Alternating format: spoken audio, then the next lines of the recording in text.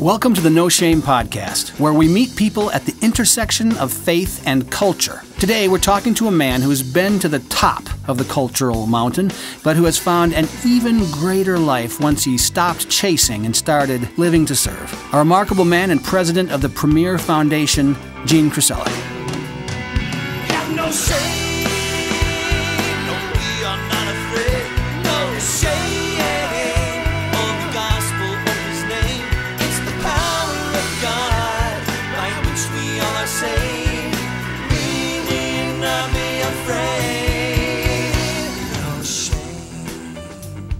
Welcome to the No Shame Podcast. This is John Groders, and I am excited to get to know Krcelic today with you on the No Shame Podcast Listening Network. Hi, Gene. How you doing?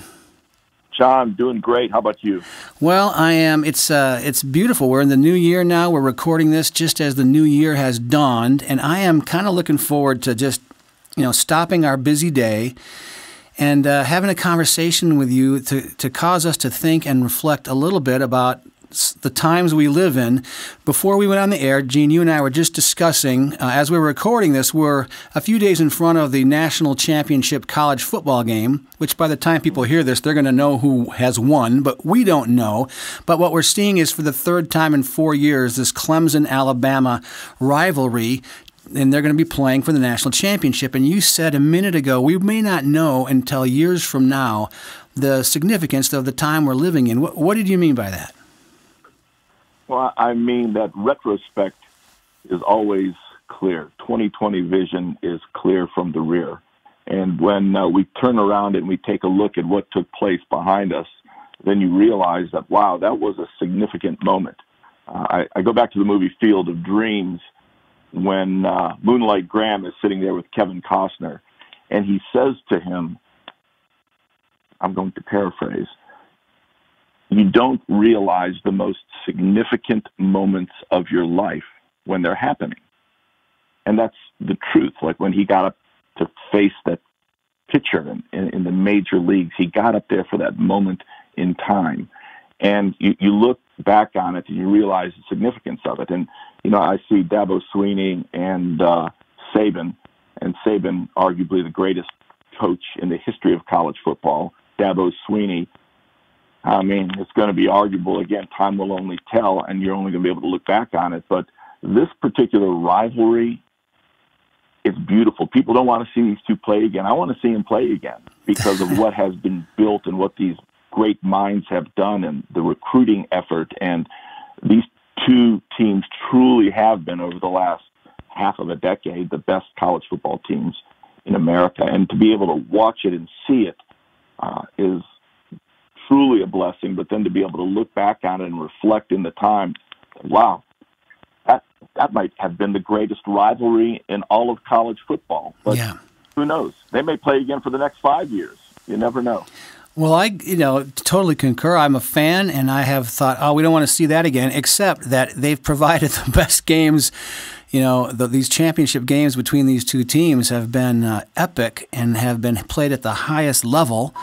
And if you are a fan of anything, this is a bit of a stretch. I'm not trying to all of a sudden go over spiritual, but when Paul says to the Philippians, hey, whatever is excellent and good and praiseworthy, think about those things.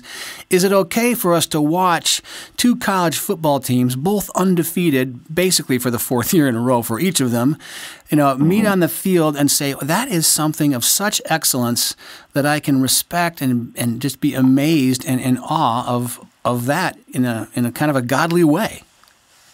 There's no question the superiority of what has been produced by those two teams is of incredible excellence. And for those people who watch it or don't want to watch it because it seems to be repetitive, the cream does rise to the top. And this is truly something of mad significance.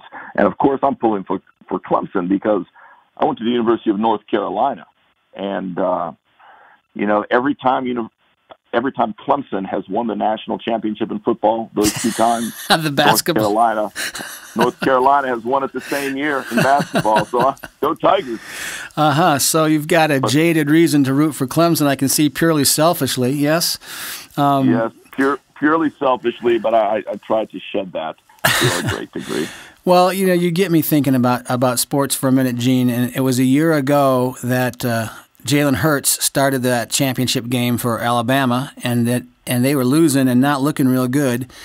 And this coach that you described, maybe the greatest coach in the history of college football, Nick Saban, and it is arguable, especially with what he's been doing in these latest years in the highest levels of competition. At halftime, he does the unthinkable. He does what a high school coach would never do. Do you remember, and can you tell us?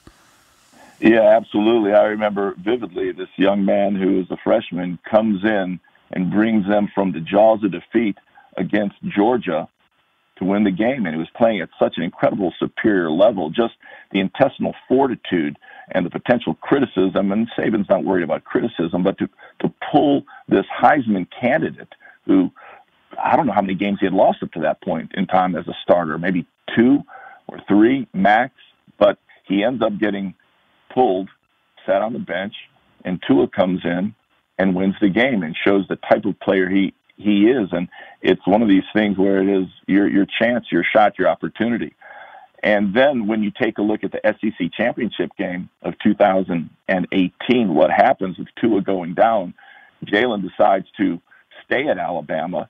He comes in that game and brings them back to win that SEC championship game. And it was, as I was watching it, and my wife wasn't necessarily a fan of it, I said, you just got to watch this. Do you understand the significance of what we're watching? And if this guy wins, the poetic justice that has just taken place. And it was beautiful. But conversely, you've got Dabo Swinney, really doing something similar, but in the middle of the season, earlier in the season, he pulls the starting quarterback, Kelly Bryant at Clemson, puts in this young phenom, Trevor Lawrence. And again, Kelly Bryant led him to the national championship last year. Was it?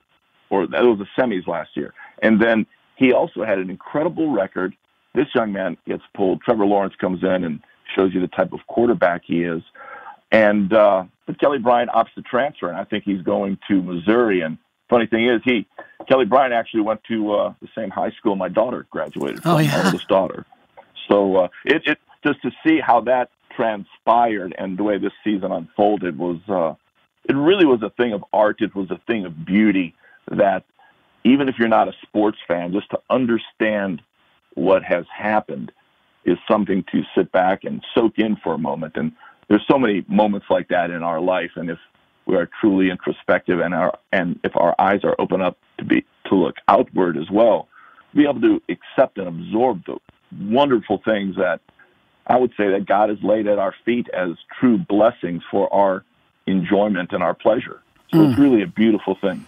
I'm speaking with Gene Krcelic of the Premier Foundation, former CEO of OMG, and we're talking football right now, but there's something to this discussion.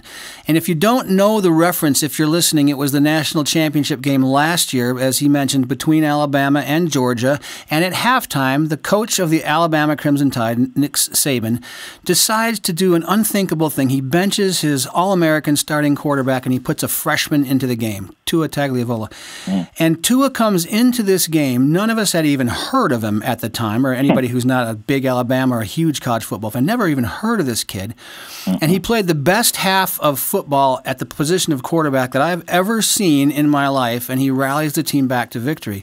And this, the alternate story this year at Clemson when Dabo Swinney did the same thing with his all-conference quarterback and went to a freshman. These are leaders at the highest level who have led teams to their national championship level, leaders who in both cases, and this is what I'm asking you, Gene, is made a bold decision that certainly went against the book, totally against the book. I mean, a lesser coach, a coach who had any concern about his job security, a coach who had to please, I don't care who, the boosters or the founders or the fundraisers or the parents, would not have had more than likely the courage to take that particular step. And yet that's the thing that has made that championship come together for Alabama, made this undefeated season come together for Clemson.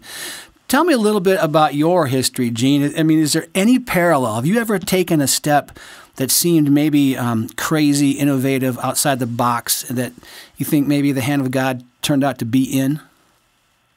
Yeah, again, retrospect is often very clear, and I look back at my journey. You referenced the company I used to run. I founded called OMG Sports Entertainment and Music, and we were NFL sports agents, and we had a sports radio network, and we were in the music business, had a recording studio, had a major record deal with EMI CMG, that's EMI's Christian Music Group, and then was also had their Capitol now, Capitol Records, and we had this company, and as we built this company, I would say at the beginning of it, I really wasn't a faithful person in that I wasn't a believer. And during that journey, there were a number of things where we became, myself and my partner and I, we made some very direct moves to really understand who Jesus Christ was. And during this path, we became Christians. We did have a secular record company and music company, and then it ended up getting a deal with the Christian music division of EMI.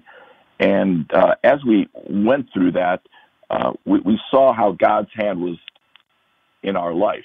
But when 2008 rolled around and things started to crumble, let's say, in the U.S. economy, our company wasn't able to make it. We closed what we could close, we sold what we could sell, and we moved on.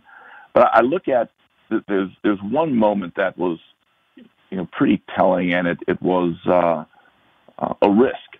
We were a secular music company at the time, but I was on our journey. We were on our journey. We had signed a band. I love rap music. Okay, I'm sorry. I love the flow. I love the poetry of it, the beat, the music. And we had signed this one group, and they were getting a lot of attention. We went out to Los Angeles. Universal Records was very interested in these guys. We finished the record, and one day as I was listening to it, I had two young daughters at the time, and I'm really struggling because early on, even in the very first introduction of the song was, it was laced with profanity, quite frankly. And we had put a lot of money into this, in recording it. And I called my partner, and who's an attorney, and I said, David, and we can't release this record. And he looked at me like I had an extra head coming out of my neck. He was like, well, what are you talking about? I said, think about it, man. Listen to these lyrics. I didn't necessarily have a problem with them at the time, but I said, listen to them. I said, our name is on the back of this record. We're the executive producers. And once this record comes out, it essentially says that we endorse everything that's being said on this record. I just don't think we can do it. Wow. And he was not happy about it. So go home that night, come back the next day. He says, you know what, Gene, you're right. Wow. We can't do that. And it was a big risk because there was a lot of money at stake. There was an opportunity to make a lot of money. We had invested a lot of money. But as I was trying to follow, the path, I was trying to move towards Christ, it did not sit well. And then it was interesting because right after that group fell apart. We had a number of groups that quit on us. We fired other groups, and then we were sitting with no records. We had no bands to invest in to try to make this company work. Wow. And all of a sudden, this guy comes through the door who somebody had introduced to somebody who was a Christian artist. And if you know much about music, every genre is different. And the Christian music business is very different than country, than rock, than hip-hop. It's all different in different sets of labels, different sets of production companies, different sets of distribution. All of it is different. And we didn't know anything about it. But this guy was talented. And we recorded a record, and then we recorded another record with another band, and we got a major record deal with EMI's Christian Music Group. And it was one of those things where, I certainly was not smart enough to track this path. I tread on the path, but I did not track it. And I truly believe that, God lays these things out for us every single day and it's there for us to see. It's just whether or not we're going to open our eyes, remove our scales, and see what he has clearly laid out for us. And, fortunately, I follow those sometimes, answering your original question on taking that risk or making it a risky decision.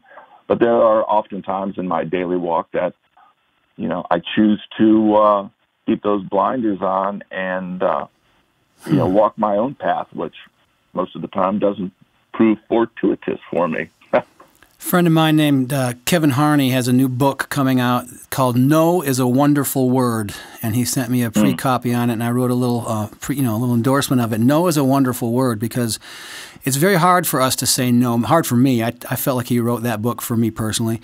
But no sometimes is the right word to say so that we can say yes to the things that we really should or that God has for us. And for you to say no, that was not the word I don't think anybody was expecting after you've recorded the album. Right. Yeah. Nobody wanted to hear that. Because so much was put into it, and whether it's creating anything, it takes a long time to create. But you have to truly follow your internal compass and determine where is that compass pointed, and subsequently, what is the right decision. And again, just like pulling Tua, pulling Jalen in the championship game and putting Tua in, you don't know that right decision until after it's played out. And fortunately, if you're looking hard enough and you believe, it will be played out to his glory and to our benefit. So it was a quite interesting journey, and which leads me to the work I do today. I'm speaking with Gene Krcelic. This is the No Shame podcast with John Groders. When we do these podcasts, when we get into these conversations, the beautiful thing about a podcast is we don't know where they're going to go, who's going to listen to them, but I can't help but just put this on the table. Whoever you are listening to this podcast, whether you're driving or taking a jog or in your car, but I'm going to challenge you right now. Is there something in your life that you should say no to? Is it a business deal? Is it a relationship? Is it another call for your time or another evening that you're supposed to give? As we just have been exploring in Gene's life, there was a time where no was a very difficult word to say after that album had been recorded and was ready to be shopped. But that no led to an open door that has changed. And I guess we'll explore that next. But take a second and pause and be open to the Spirit of the Lord that says, this particular thing, you have got to step up and say no. Whatever that is in your life, I have no idea, but I'm open to it myself, and I want to be open to it if it's led by the Lord. And that leads us to Premier Foundation, or maybe not directly, but can you tell me about the Premier Foundation and where you are now? Yeah, absolutely. So when 2008 rolled around, I took some time off. I wrote a book. It's called Love's Like a Hurricane. It was published by Ambassador International and distributed worldwide. I didn't intend to have a book published. It was nearly a memoir of my life and the ups and downs and being away from God, and then me recognizing that He was there and how my life was transformed. But it all started with Hurricane Katrina and taking a mission trip in my early 40s in 2005. Go down there, and I come back. I'm driving a Range Rover, man. I'm living the life, NFL agent, got a studio.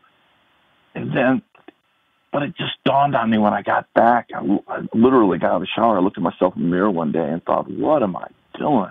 Why am I chasing this dollar? Why am I trying to develop this system of fame and fortune? And because all I wanted to be down in New Orleans helping people. I just wanted to be helping, and that's why this book is called Love's Like a Hurricane. It references God's love, and which it is. It's very much like a hurricane because you don't want a hurricane to come and hit your house, and a lot of times you don't necessarily want to hear what God has to say in your life. And it's very tumultuous. The ride is tumultuous. It's easy being a non-believer.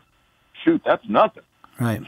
Being a believer, that's when the work starts. Right. So, I really wanted to be in ministry. I wanted to be in charity work. I had met some guys during my music journey who own a company called Premier Productions and Premier Christian Cruises at the time and Premier Festivals. And it's the world's largest Christian music promoter. They part owner and produce Winter Jam. You name the concert tour, we've probably produced it in some capacity, and that's our sister company, Premier Productions. Well, those guys invited me to consider working with them, and the timing was absolutely perfect because my wife was saying, "Hey, Gene, it's time for you to get a job now." I hadn't been working for about 8 or 9 months while I had taken that time when we closed the company. And I ended up running their foundation. It's nonprofit, although the other company, produces 500-600 events annually for about 2 million people, live bodies in seats or on cruises. I had the honor to, put together a new direction for the foundation. We're a small organization. It's me and Rebecca Gregory and another young man currently works with us, Tyler Murray. And, how are we going to raise money? How are we going to give it away? And it's taken some time, and we've been at it for about 10 years now. But we have found blessings in places that you can never imagine, whether it's in Cambodia working with girls who are as young as 5 and 6 years old, who have been rescued from sex slavery, who may have been sold by their parents and raped 10 times a day, to the slums of the Kalangwari in Africa, to working with Syrian and Iraqi refugees in Jordan. We do a good bit of work here in the United States, in Detroit and New Orleans and here in Greenville, South Carolina.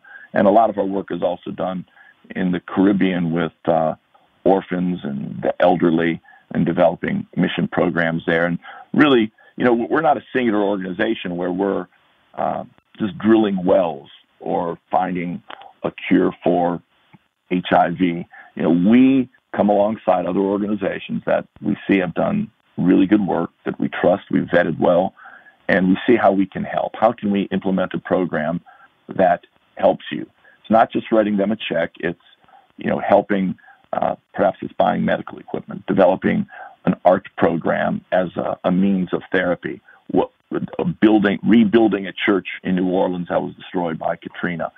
So we do a lot of different things with some very, very strong partners around the world. And I got to tell you, I never thought I would be doing this.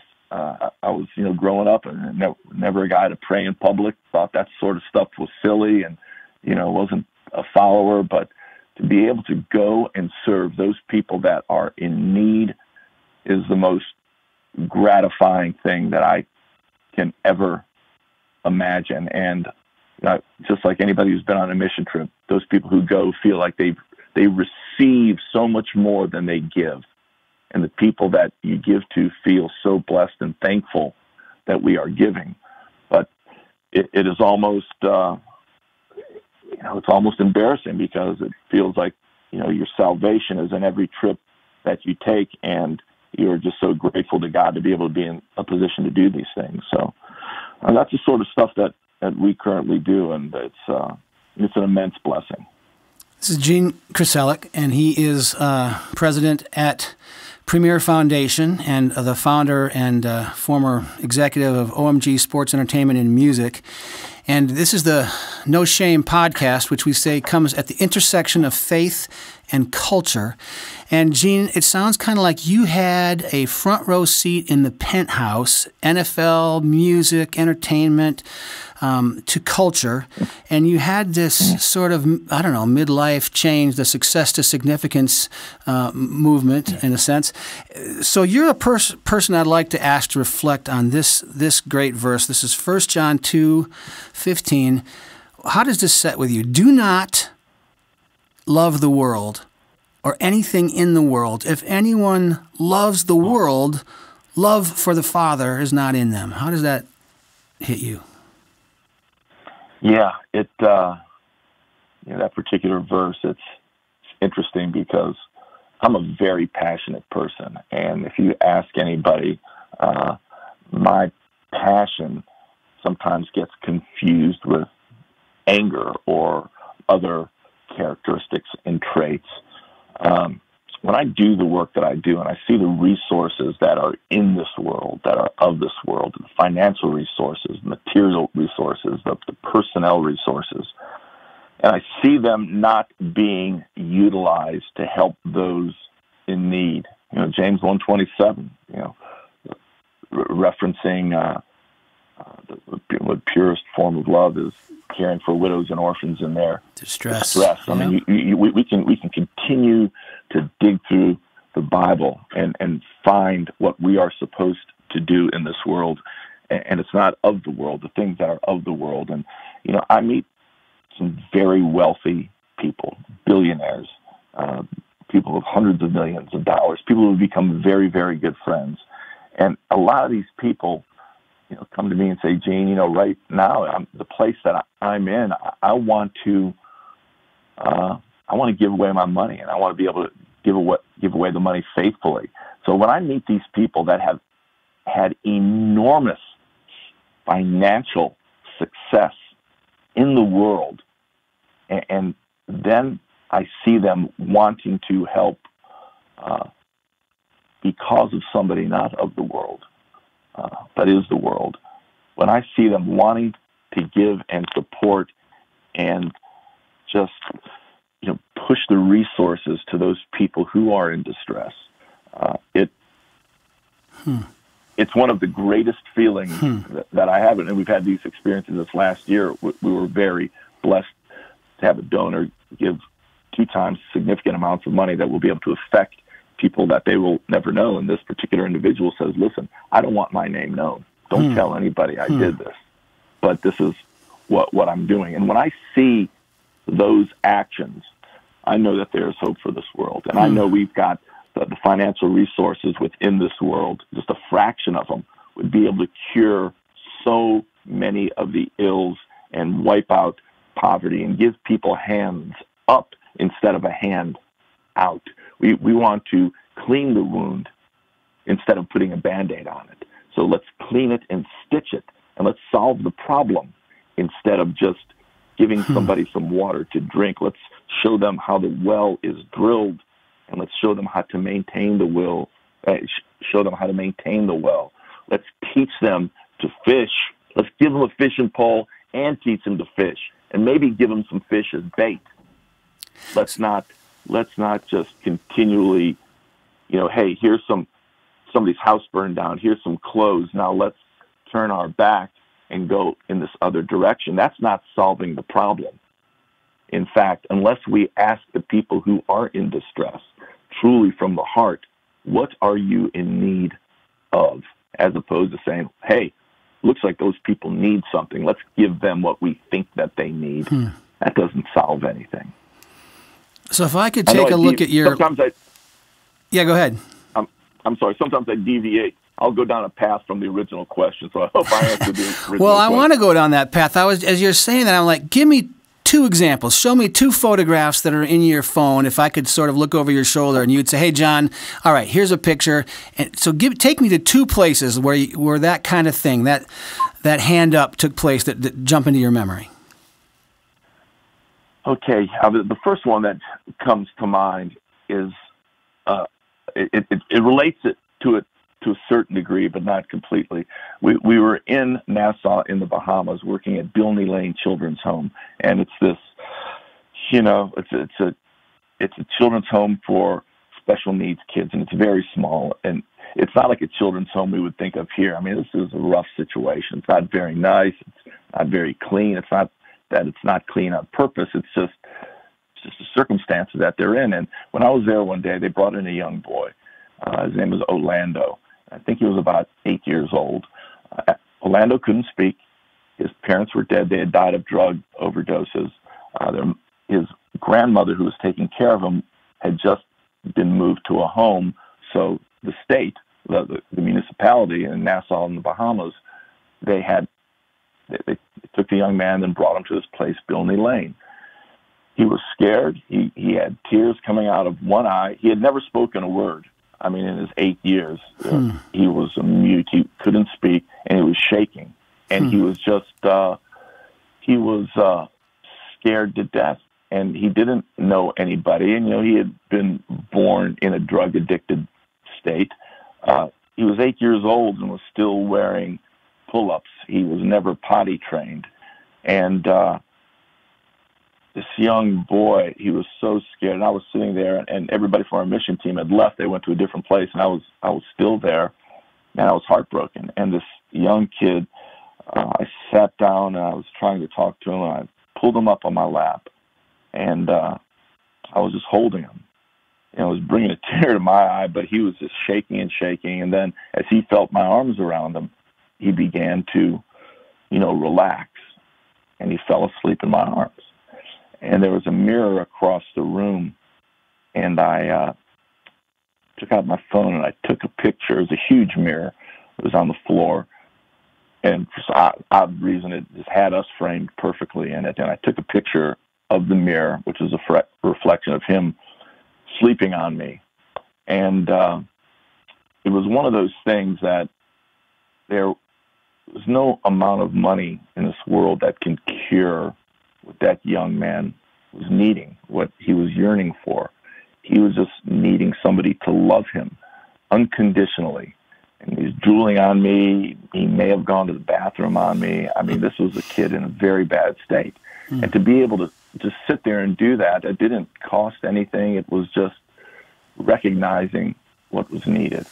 And to me, I mean, that doesn't answer your question about that precisely, but I'll get to another picture about that. But for me, that's a picture that means the world to me because of it was just the moment in time, and I value it. And I don't know what's happened to Orlando now. He had been moved back out to a hospital because he had some things going on with him. But sometimes it's not a massive gesture or a check that needs to be written. Sometimes it's just maybe writing a letter or holding a child who's in need of love and is scared and doesn't know what the future holds. So that was wow. Is that a picture by any chance that I might be looking at that is on the Premier Foundation's website with you in a red chair and a boy with a red jersey? Is that Orlando? Yeah. Oh, yeah, I'm loving this. So if you want to see this picture that Gene's talking about, go to Premier Foundation website, Our Story, Our Team, and you'll see a picture of Gene, very handsome. But below it, you'll see this picture that you just described, and it is awesome. Awesome. Yeah, I don't know if that's the same. It might be the exact same picture, or somebody may have taken another picture. Yeah, this isn't a selfie. One. You're not taking it. Someone else took that. But you can see this, the love, and you can see in his posture 100% trust and security in your arms right then at that moment. He is sleeping peacefully. Beautiful. Yeah, there he is. Yeah, that was that's him. Actually, somebody else came in because I wasn't sure how the other one came out. I said, "Hey, will you take a picture of this for us?" Oh man, that kid, what a beauty. And anyway, he got me looking at it now. So I'll give you this one in Amman, Jordan. Yeah, we went there and with an artist that we work with, Troy Murray, and he was doing some live painting for some churches. And if you know about Amman, Jordan, it's not necessarily a Christian country. Yeah. So that there are in this particular situation, we're dealing with refugees that had been run out of their home by ISIS in Syria and in Iraq. And there was this, I call it an underground church in Amman, Christian church, and there were a lot of, and the praise and worship was being led by, I believe, a group out of Egypt, and they were Christians, and it was a church service that was 3 hours long, and a lot of praise and worship, a lot of singing. It was all in Arabic. I mean, none of it was in English. It was, again, 3 hours is a lot to have to listen through when you don't know a singular word. But all the people in the audience, for the most part, were Muslims. And it was interesting because the Christian church was the one reaching out to these people, giving them a place to stay, giving them hope, giving them music. And evangelizing in a way that was not so over the top, but it was evangelizing in a way that was showing people the opportunity for hope. And no matter what they went through, that there is hope. And I remember hearing the story of this one man telling the story and being translated where he, and this was just, weeks earlier, ISIS had come into his, or weeks or months earlier, ISIS had come into his city, killing a lot of people, just taking over property, murdered some members of his family, raped his wife and his daughter, made him watch that, okay, then killed his wife, and then tied his daughter to a chair, they did, while they held him, and put the daughter into the home and lit the house on fire. Oh, my goodness. All right? So this is a man sitting there having to endure this, and now he's in the lap of, or now he's in Christ's hands, telling this and knowing that these Christians have taken this care of him.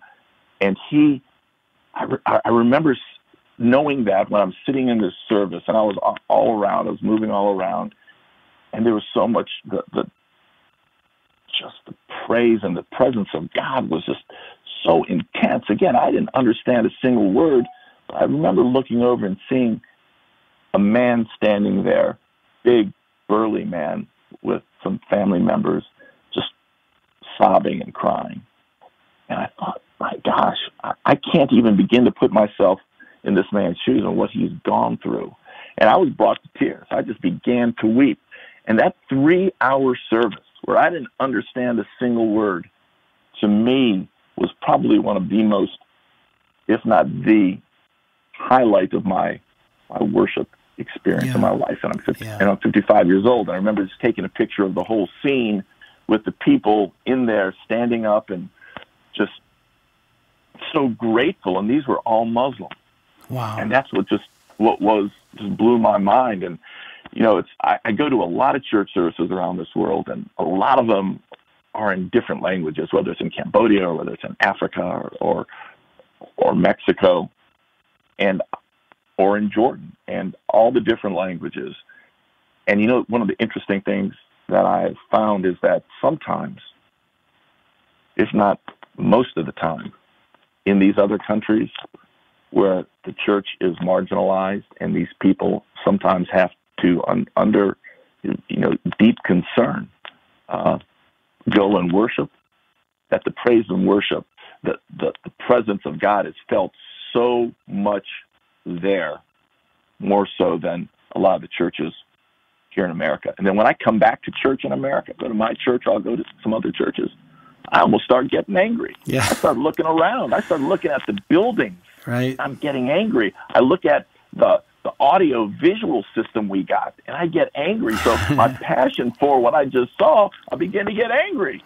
And I know I shouldn't, but that hopefully makes me effective, and people don't misconstrue passion and anger. But, we here in the United States, I mean, we are under a different set of blessings and concerns. And when I see somebody put up a $10 million church, a building, I'm thinking, my gosh, man, after what I've seen, what I just saw, what $10 million can do, but their money, donors do what they want to do. So don't get me down that path. This is not a statement on the American church. It's just a statement on Well, you're humanity. contrasting the world, and we were talking about that earlier, and I'm just kind of looking at the Bible here. If you belonged to the world, it would love you as its own, but as it is, you do not belong to the world. I've chosen you out of the world. That's why the world hates you. Gene, you have been chosen out of the world, and so you no longer are enticed in the same way, and you've had a front row seat, but now you sort of see the kingdom. And with kingdom eyes, the whole picture looks different to you, and it's beautiful to hear you say that. And, as you say, you're not trying to be condemning, but you're trying to have open eyes for what God has called you to do, and maybe that means we say no to some things. Maybe that means we say no to our $200,000 video. I'm not saying that it is, but, we have to be open to the no that you said to that rap album at one time in your life when you recognized your own daughters were going to listen to that. And we have to say no to something that the world makes look so shiny and beautiful. Because as you've just explained to us, a picture of you holding a young 12-year-old mute in Nassau, Bahamas means more to you than a platinum record, if I can, sort of put words in your mouth. No, 100%. 100%. Yeah. Well, I mean, there's no accomplishments I could have had on the other side of my working life that can even compare to this. I think it prepared me for this, but it can't compare me. And I can't compare it to this because I had to communicate with a lot of people, with a lot of CEOs, with a lot of executives. I had to convince a lot of people of a lot of things. I have to convince a general manager to sign this one player as a free agent and trust me on this. He will be a very good player and he can work out, or this record executive to, please trust our company, trust our ability to make pretty good decisions because we feel that it will be beneficial for you. And, with all of that, to be able to use those skills in negotiating and just interpersonal communication and to be able to apply it to what I do now, there is not the financial upside, but, as long as my family can be taken care of, I can just deal with my obligations. I'm fine. I don't wake up in the morning and look at the stock report to see what my 401k is, because I didn't have a 401k until I started working about 10 years ago. Because when you're running your own company, trying to figure it out, what you're doing is you're taking all the money from your savings account and putting it in to the business, trying to make it work. So, as I know that. So the people that, get up and look at it and they just spend so much time and they worry about it. I had a few conversations when the stock market recently fell with somebody. Said, man, I just lost $200,000 today. Well, bro, you might want to do something else with your money. I don't know what to tell you. I have no idea how much I made or lost because it's Let not me introduce you to an orphanage in Nassau, my friend. Yeah. Hey, yeah. I mean, I always do that. If people really want to feel it, and I can tell you the stories, and I can show you videos, and I can send you to this website or that website. But if you really want to have a life-altering experience, ride along with me. I had a guy and his family who really hadn't been on a mission trip before on our last trip to Cambodia a few months ago. And when I offered it to him, he called me, wanted me to take his family on a mission trip somewhere because he trusted me. And I said, well, we can go to Bahamas. This will be a quick trip. It'd be easy. I know the country well. We got a lot of great people there. And I said, well, or if you really want to jump in the water without touching it, feeling what it feels like, why don't you come to Cambodia with me? So this is a guy who's an executive in the shoe business. And, I can't imagine how much it costs. He had 5 airline tickets and hotel and everything else. And he came along and, it will be an indelible experience. I mean, his family will never be able to forget it because of what they saw and the kids that they were interacting with. And he had 2 young daughters, teenagers, and, that are the same age as these girls who are being raped every single day. And to be able to spend that time and see it and then understand how blessed and how fortunate we are to live in the United States of America, but to also recognize that we are one planet. We are one people. There are, all of these different countries, and then borders are made around these countries. Well, I don't think God made any borders. He didn't, when God's looking down on this planet, you think he sees a border anywhere? Of course he doesn't. He sees a planet. He sees humanity, his beautiful creation, all of his children who inhabit this planet. And we are collectively one. We are all intrinsically attached to each other from the one creator. And if we begin to look at our world that way, we have a worldview instead of just this myopic view of what we think it should be like, because what we normally think normally isn't what is true and right.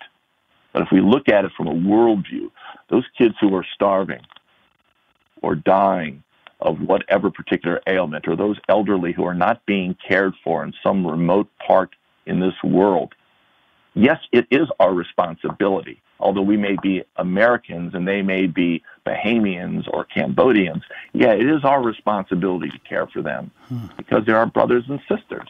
Right. My my favorite Bible verse, and it's the one that we, I guess, chose for the Premier Foundation, not because it was my favorite, it became my favorite since, is John 15:12. And Christ says, my command is this: love each other as I have loved you. My command is this: love each other as I have loved you.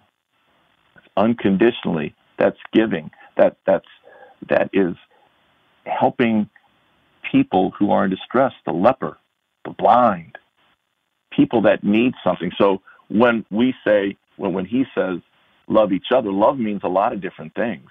It means just the love for our heart and having compassion for somebody, but it also means stepping out. It means, John, taking a risk. Like you said, it means saying no to certain things. And it means saying yes to other things that you know you should say yes to. And it means go down this path and see the pot of gold that Christ laid out at the end of this rainbow. And when we know what that pot of gold is, it's grace. It's what he's given us. It's a sacrifice on the cross. So let's take that ride. Let's get in a zone that is uncomfortable and see what happens. Yeah. Well, as my friend Bob Mozakowski said, it's got to cost you. It's got to cost you There's something. No I will not give to the Lord that which costs me nothing.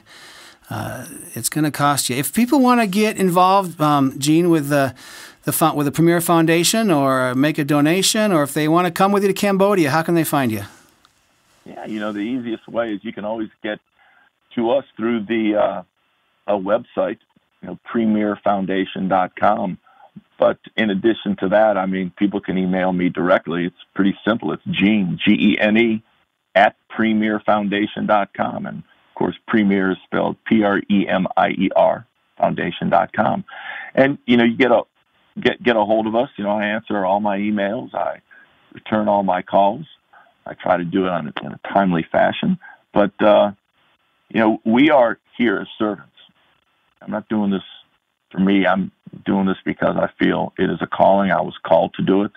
Things have happened in my life where I realized that this life is not mine. And as a good friend of mine once said, his name is Steve Biondo. He's the president of the Tim Tebow Foundation, a guy that I admire and love. We were jet skiing up on Lake Michigan once at his place, and he said something to me, which is, it's common now for a lot of people, but I'd never heard of it before as I'm a relatively new Christian. And he said, Gene, I don't live. I was talking about how beautiful Michigan was. He said, Gene, I don't live here, man. I'm just visiting. And then, I know we've heard that statement a lot, but it meant the world to me as somebody who heard it for the first time, or actually may have heard it many times, but heard it for the first time and realized that we are visiting. It is so temporary that we are here. So we might as well seize the day and love our brothers and sisters regardless of what lies ahead, because it's what we are all called to do. It's Gene Krcelic today with us on the No Shame podcast, and I hope those of you who have been able to listen to this conversation have been inspired, motivated, touched, challenged personally to move in your own life, as Gene has. And he reminds me of Bob Buford's great book, Halftime, Moving from Success to Significance. And each one of us, God has called us to live significant lives. And Gene, you are pouring it out, and you are leading it with the skills and talents, using the way God has wired you in an effective way. And we thank you, our brother, for doing the work you do, for caring the way you care, for looking for solutions that work, that don't just make us feel good about ourselves. Please keep it up. Please be encouraged. Please may the wind of the Holy Spirit be in your sails today. And we just thank you for spending this time with us today on the No Shame podcast. Yeah, thank you very much. And thanks for referencing Bob Buford and his book, Halftime, because that book had a significant impact on my life and making the transition from success to significance. Wow. And from secular to Christian. Absolutely. Huge book. Fantastic. We're a small family, the family of God. Look up Gene. Go to premierfoundation.com and see what they're all about. I'm going to. So that's all for today. Thanks, everybody, for listening. We love you. Bye. Have no shame.